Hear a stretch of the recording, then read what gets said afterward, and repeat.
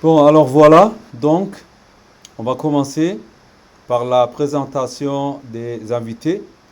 Le premier ici à l'écran, Ahmed Hassan Ahmed.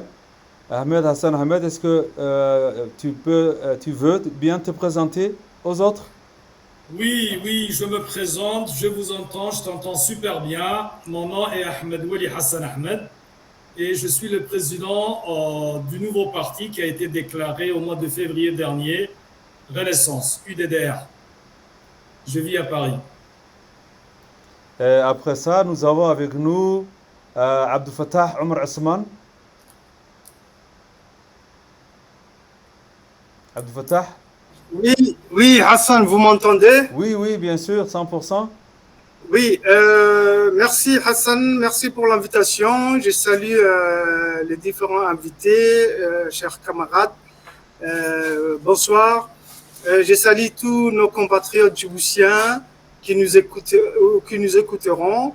Et je souhaite à tous les Djiboutiens bonne fête d'indépendance. Et je me présente, je suis Abdel Fattah Omar Osman, euh, un politicien indépendant aussi dans les services sociaux, dans les différentes associations. J'ai fait beaucoup de choses, voilà, donc j'ai une longue expérience dans la lutte politique pour la démocratie.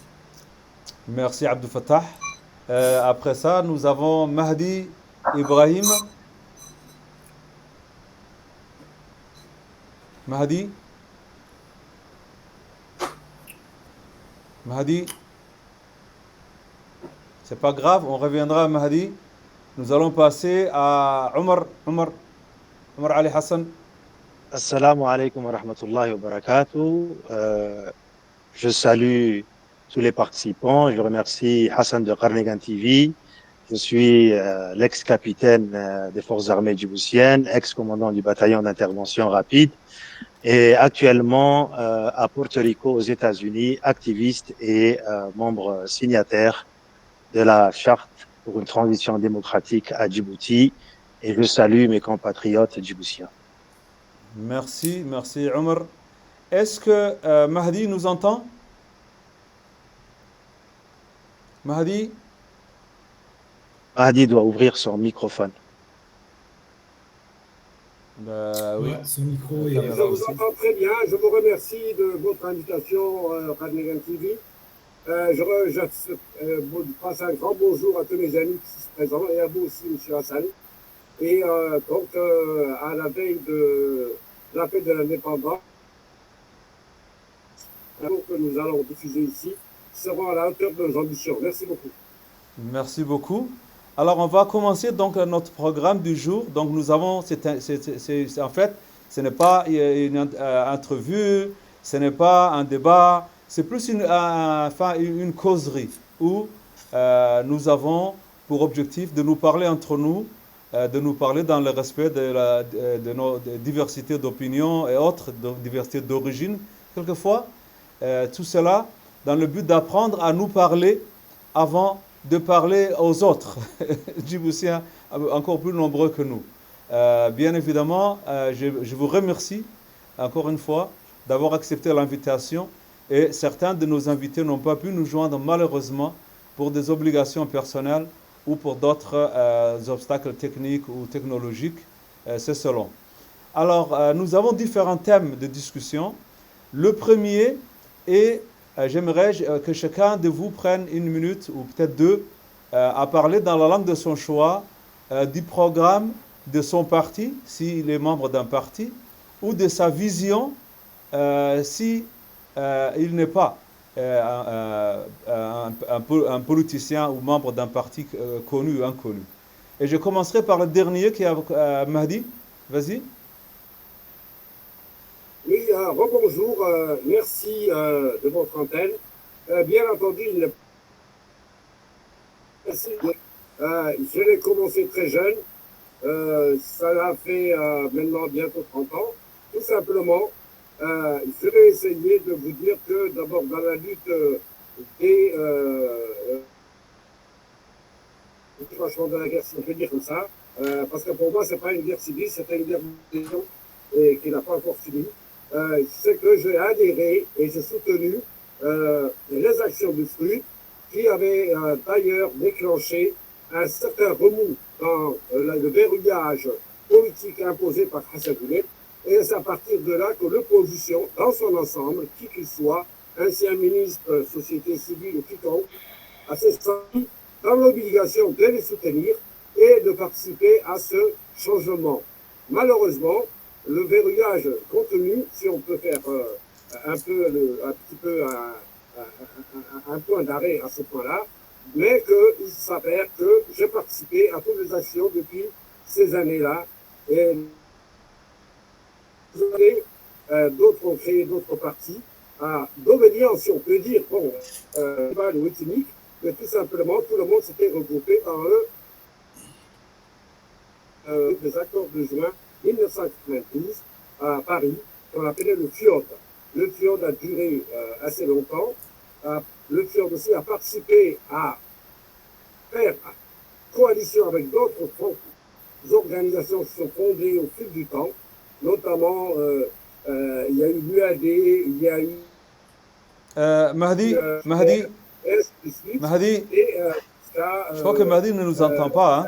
Allô, Mahdi? Oui, oui. Mahdi, je pense qu'il y a des difficultés à nous entendre parce que la question était à peu près de présenter en 1 minute ou 2 maximum le programme de l'ARD, votre parti. Mais c'est pas grave, peut-être Voilà. il faut, parce qu'on a des thèmes et le premier est l'essentiel de votre programme, du programme de votre parti. Voilà. Et cela, bien évidemment, dans l'espace, dans un temps défini qui est d'environ 1 minute à 2 max, si vraiment le programme est très chargé. Alors, Donc, pour revenir donc, à tout ça, après tout ce parcours, l'ARD s'est créée lors de la signature des accords de paix avec Ahmed Ahmed, et nous avons créé l'ARD, dont le programme, d'ailleurs, je ne peux pas tout citer ici, est lisible sur notre site de l'ARD.org. Mais pour dire que ça rejoint un peu l'ensemble des clés donnant la vision démocratique du pays, à savoir donc la libre expression de la personne, le choix de ses dirigeants et bien entendu tout ce qui englobe la liberté, la répartition des pouvoirs décisionnels du pays, de l'exécutif, de la justice, etc., le Parlement, et et la liberté d'expression bien entendu, et profondément absent des droits de l'homme à Djibouti.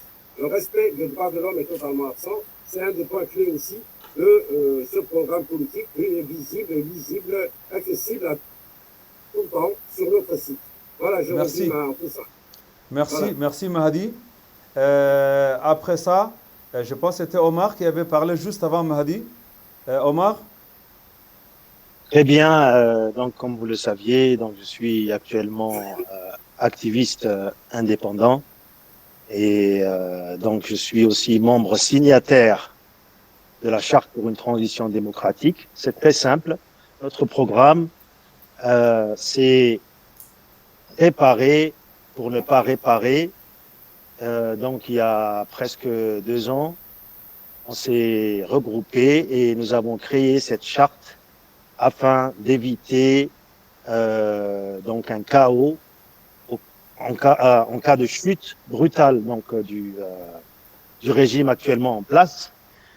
Donc il y a plusieurs partis politiques, des personnalités, des associations qui se sont regroupées et qui ont travaillé d'arrache-pied pour pouvoir pondre cette charte qui va permettre donc d'éviter le chaos à Djibouti en cas de départ du régime actuel, comme cela a été le cas par exemple en Tunisie ou au Sri Lanka. Donc voilà la charte pour une transition démocratique. Je fais partie donc de ces signataires-là et la charte est une des solutions qui va permettre donc d'assurer une période de transition et organiser des élections démocratiques, libres, qui donnera donc une chance à tous les différents acteurs politiques. Voilà donc le programme de la CTD, auquel je fais partie. Merci beaucoup. Après ça, on va donner la parole à Abdel Fattah. Merci Hassan. Moi, je ne suis pas dans un parti, mais je suis dans la politique et je suis dans tous les combats, quel que soit le parti. Et je soutiens CTD, je soutiens les différents partis qui militent pour l'avènement de la démocratie. Mais je ne suis pas actuellement dans un parti. J'aimerais que tous les acteurs politiques de l'opposition se mettent à table et discutent comment unifier la lutte, comment unifier le peuple djiboutien. Et c'est ce qui a amené l'indépendance, parce que même avant l'indépendance, ils étaient plusieurs partis, plusieurs mouvements. Et au moment où ils ont décidé avec Ahmed Dini comme fer de lance de s'unir entre différentes communautés, qu'ils ont pu chasser le français et le colonialisme. Donc je pense qu'il faut suivre la même voie et qu'il faut, il faut un leader comme ça qui réunit un peu tous les mouvements. Ça commence avec le CTD et j'espère que ça va continuer, ça va regrouper tous les mouvements actifs. C'est mon souhait et je soutiendrai toute bonne volonté et toutes les bonnes actions qui vont aller dans ce sens. Merci beaucoup. C'est au tour de Ahmed Hassan. Oui, donc moi, au-delà d'être président du parti Renaissance, je suis également membre de la CTD, comme mon compatriote Omar l'a si bien dit, qui consiste, on a un programme qui permet justement de préparer au lieu de réparer. Et mon parti politique, justement, je peux le qualifier comme un enfant de la CTD parce qu'il porte ces valeurs de la CTD, qui sont des valeurs d'unité. Et surtout dans mon parti, au-delà d'accuser, ce n'est pas les hommes et les femmes qui nous intéressent, c'est le système. C'est que les Djiboutiens doivent comprendre le problème de Djibouti, c'est le système tribal, c'est le système de quotas tribal. Personne ne le dit clairement. Le problème n'est pas Ismaël Omar Guelleh, c'est la conséquence. Mais le problème est tribal, tout est tribalisé. Les institutions, la société, l'économie, partout. Donc voilà, mon parti politique est un parti qui définit clairement le mal djiboutien qui est le système tribal. Donc voilà, en quelques mots, l'essentiel de notre programme, de mon programme, de mon parti politique. Donc ici, malheureusement, nous n'avons pas pu trouver des gens donc, qui défendent le régime, donc des pro-régime. La majorité des gens ici, à ma connaissance, est plus ou moins opposés à ce régime. J'aimerais que chacun de vous définisse un ou un petit nombre de facteurs qui, selon lui, est le problème et qui doit être, disons, travaillé en priorité. Parce que, sans quoi, si on ne fait pas cela, vous pensez que ce facteur ou ces facteurs pourraient mettre en péril l'existence même de notre pays. Alors je commence par le dernier qui a parlé, c'est encore une fois Ahmed Hassan. Voilà, donc moi pour rebondir justement, je dirais qu'un seul mot. Je pense qu'il faut arrêter de rêver. Les Djiboutiens n'ont pas 10 000 problèmes. Les Djiboutiens ont un seul et unique problème, qui est ce qui a faussé justement le lendemain de l'indépendance. C'est quand cette tournure tribale et familiale a été instaurée dans ce pays, alors que l'indépendance a été obtenue par l'unité.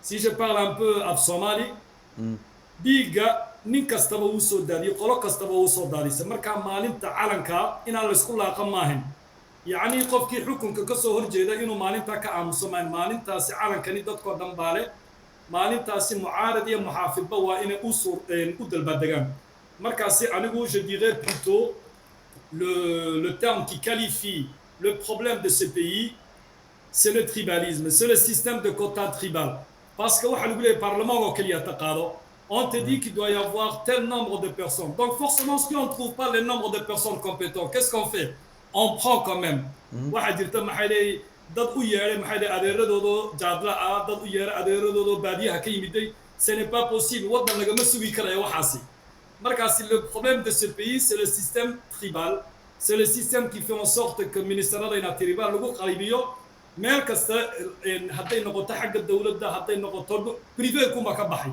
marka dhibaatada wadankani que chaque opposition ce que tu fais Hassan horta waa très intéressant au lieu de viser le haut déjà les Djiboutiens n'arrivent même pas à se parler au niveau de la diaspora on n'arrive même pas à faire l'unité alors c'est quoi le problème il n'y a pas Ismaël Omar Guelleh quand même non parce que le système à Djibouti est également ici et c'est ça la vérité et moi mon parti est un parti qui dit clairement les choses arrêtons de tourner autour du pot arrêtons de pointer les gens justement les hommes et les femmes qui utilisent le système notre problème un exemple du tribal halkani moi ça fait plus de 25 ans que je suis ici en France même pour faire une petite association c'est-à-dire c'est même pas un parti politique même pour faire une petite association waxal doonaya résolution waxay aamineen sida Djibouti loo kala taagan yahay in loo kala joogsado ministre président waa inuu ka noqdo vice président waa inuu ka noqdo kuwa kalena ma jiraan mais waxaas ma soconayso donc voilà je vais pas rester longtemps merci le terme principal c'est le système de quota tribal et rien d'autre à Djibouti c'est alors, le tribalisme merci beaucoup merci Ahmed après nous avons Abdel Fattah sur le même thème les facteurs les facteurs qui pourraient mettre en péril l'existence de tout le système, c'est-à-dire l'existence de la République de Djibouti. En une minute ou deux, Abdel Fattah. Merci Hassan. Je pense que Ahmed a touché le fond du problème. Bien oui. Moi je dirais, j'ajouterais que on n'a pas encore trouvé un système entre notre culture, la manière dont nous avons vécu des siècles et les États modernes. On n'a pas fait la transition entre ces deux systèmes. On est venu de la brousse de différentes régions où chaque communauté vivait. On s'est retrouvé dans un pays et les Français nous ont dit, voilà, c'est comme ça que les nations vivent. Mais nous avons eu nos système tribal, la manière dont nous gérions des siècles notre vie, et les gens toujours pensent aux tribus avant de penser à la nation. Donc, chacun prend une feuille et calcule le nombre de places qu'il a dans le système. Et personne ne pense en État. Et ça handicape tout le système de l'État. Par exemple, on distribue les ministres en tribus, alors que le ministère ne peut pas appartenir à une seule tribu. Il faut gérer un pays, il faut gérer tout un pays qui appartient à tout le monde. Et personne, ce n'est pas seulement Djibouti, c'est presque toute l'Afrique, personne ne s'est mis à table pour trouver comment passer de ces systèmes ancestraux à un système moderne. Donc, je pense que c'est ça notre grand handicap. Je pense que c'est ça, et qu'il faut que les intellectuels, les sociologues étudient la mentalité des gens pour faire passer les gens d'un système tribal, d'un système où les gens sont séparés en tribus, ou même dans les quartiers, dans certains quartiers, cohabitent en tribus, à un système État qui travaille pour tout le monde. On n'a pas ça encore. Et ce qui fait, il y a des politiciens mal intentionnés qui en profitent pour s'enrichir, pour instaurer la dictature. C'est ça qui amène. Parce qu'il n'y a pas en face une communauté unie qui leur dit ça nous appartient et tu dois dégager si tu ne gères pas bien. Il n'y a pas une communauté unie. Alors ils en profitent pour casser les Djiboutiens, pour les séparer en différents clans. Donc, en résumé, c'est ça le problème. On n'a pas trouvé cette solution. On sera toujours comme ça. Mais les pays africains qui ont plus d'années que nous, ont toujours ce problème, malgré qu'il y ait des changements de système, malgré qu'il y ait des changements de personnes. De nouvelles personnes deviennent des dictateurs. Est-ce que c'est le système qui le rend ça comme ça, ou est-ce que c'est dans nos jeunes? Je pense qu'ils trouvent un système qui est ingérable, alors ils sont obligés de devenir des dictateurs.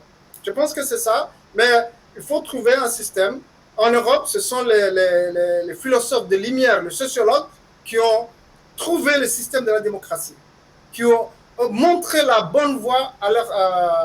que ce n'était pas seulement des politiciens, c'est les intellectuels. Mais les intellectuels djiboutiens, ceux qui ne sont pas dans la politique pour avoir un gain, sont inconscients, sont, comment dire, ne sont pas concernés. Chacun s'occupe de son petit coin. Merci. Mais si on se sent djiboutien, on doit se mettre à table et réfléchir. Merci. Merci. Donc Mahdi. Allô Mahdi. Il s'était déconnecté, il faut peut-être lui rappeler la question. Ah ouais? Ouais, Ok parce Mahdi, qu'il était- Mahdi, est-ce que d'abord il m'entend? On va passer à Omar, je pense. Omar? Je pense, oui, Ah, vas-y donc, Omar. mes compatriotes ont touché donc le problème. C'est un problème, c'est une architecture qui a donc été construite sur une base clanique qui met donc en danger la cohabitation des différentes communautés. Et on sait aussi que dans nos pays voisins, ces communautés qui y vivent, que ce soit en Éthiopie, les tensions qui ont lieu en Éthiopie se sont répercutées à Djibouti. Et donc, cette architecture qui a été adoptée dès le départ avec donc la démission de Ahmed Dini, et je ne vous le cache pas, que ce soit donc moi en tant qu'ancien officier ou que ce soit les gens de ma génération ou les moins âgés, nous ne savions rien de l'histoire de Djibouti. Et donc, si l'histoire n'a pas été enseignée, c'est voulu. Mais il y a aussi un problème du colonisateur qui est en train de maintenir ce régime-là, qui est une continuité du régime, et qui finance. Il faut savoir que sans le financement, sans le boycott de cette dictature, eh bien, ce régime et ce système qui est en place n'irait pas loin. Mais le régime d'Ismaïl Omar Guelleh est toléré par les différentes forces qui sont stationnées à Djibouti et les différents acteurs internationaux, dont la France et tous les autres pays, que ce soit donc les États-Unis, la Chine, l'Allemagne, l'Espagne, l'Italie, le Japon. Et donc, le deuxième problème, ce sont les politiciens. Alors, je vais poser une question à tous mes amis. Quand est-ce que l'on commence à faire une campagne présidentielle? Et donc, comme je disais, si l'on prend l'exemple de DAF, à qui l'on a permis de rentrer, et d'ailleurs, il faut se poser des questions là-dessus, parce que certains activistes du même parti ont été refoulés, alors que le président de ce parti n'a pas été refoulé, est en train de mener une campagne présidentielle à Djibouti. Or, les conditions pour mener une campagne présidentielle ne sont pas réunies. On sait comment ce régime-là a réagi face à l'USN, l'USN qui était la plus grande coalition d'antan. Donc, il faut chercher à réunir, à intégrer, à s'asseoir autour d'une table pour pouvoir discuter et trouver donc des solutions pour changer ce régime. Si vous regardez, depuis son arrivée, depuis plusieurs mois, DAF n'a pas mis les pieds dans les régions du Nord, que ce soit à Obok et à Tadjoura. Et s'il n'a pas mis les pieds là-bas, ce n'est pas une coïncidence, c'est pour vous dire que l'architecture, même des soi-disant opposants, est clanique. Et pour finir, je vous donne un chiffre, sur 69 hauts gradés des institutions de défense et de sécurité 54 sont d'un même clan. Je parle des plus hauts responsables des institutions de défense, de sécurité, la gendarmerie, la sécurité nationale, l'armée, la police et la garde-côte et la garde républicaine. Et donc aujourd'hui, voilà le résultat, c'est des chiffres. Et c'est ce qui est donc un danger à l'existence de la République de Djibouti. Je pense que les politiciens et la politique clanique qui a été menée doivent prendre leurs responsabilités afin de restaurer un équilibre sain pour que les Djiboutiens puissent vivre en paix et puissent donc connaître le développement. Merci beaucoup. Est-ce que Mahdi nous entend? Oui, absolument. Alors Mahdi, c'était la question de savoir, selon vous, qu'est-ce qui pourrait mettre en péril l'existence même de la République de Djibouti? Je ne veux pas être quelqu'un de très sceptique. Depuis toute cette date-là, j'ai suivi l'évolution du pays. Ce qui peut mettre en danger ce pays, je dis que tous les ingrédients, je répète, tous les ingrédients sont réunis et représentent un danger grave pour notre pays. Je m'explique. C'est qu'à Djibouti, la guerre civile qui a commencé en 1991 n'est pas encore terminée. Pourquoi? Parce que tout simplement, l'État, au fur et à mesure qu'on avance dans le temps, l'État se délite, l'État se durcit, la dictature est de plus en plus forte, les répressions sont de plus violentes, les exécutions extrajudiciaires sont nombreuses et quotidiennes. C'est dans ce sens-là que le pays, déjà, dans son apport intérieur, est en danger. Deuxièmement, l'évolution régionale est un total éclatement en partant du sud de Soudan ou du Soudan même actuel, en passant par l'Éthiopie, en passant par la Somalie, en passant par ce soi-disant Somaliland, État autoproclamé. Je crois que toutes les braises sont là pour faire de Djibouti qui se maintient pour un certain apaisement, si vous voulez, contrôlé à cause des présences de puissances extérieures dans le pays. Et c'est pour ça que tous les ingrédients sont prêts. En plus de ça, le tribalisme est à son paroxysme total. Et vous n'avez qu'à suivre les réseaux sociaux, la débandade, les insultes, les violences verbales, les violences physiques même qui viennent de se passer en Belgique, là où Abdel Fattah se trouve d'ailleurs, où pour organiser la fête du 27 juin, il y a eu une agression physique qui était intervenue entre opposants et espions du régime. Donc c'est pour ça que je vous dis que tous les ingrédients sont là pour un éclatement total de la République. Si ce n'est ce que nous avons proposé et à laquelle nous adhérons et nous appelons l'ensemble de nos concitoyens et l'ensemble de l'opposition à se réunir au sein de la CTD tout en leur ouvrant la porte, en leur disant « lisez ce que notre programme politique, nous voulons sauver le pays.